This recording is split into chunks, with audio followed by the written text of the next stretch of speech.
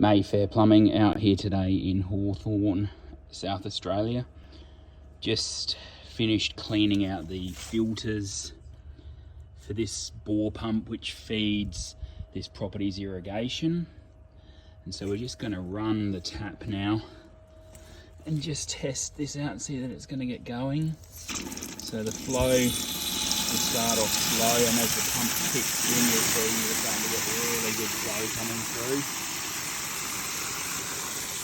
Pressure gauge has dropped down a little bit. The pump's cranking away. We've got the Grundfos pressure vessel there as well, giving it constant pressure. The flow switch here on top, and everything seems to be going well. We'll just turn that tap off now, and that pressure gauge should start creeping back up, leaving a static pressure. What do we got? Around about 700. There goes, cut out 700 kPa, and away you go. Mayfair Plumbing, bore pump experts in South Australia.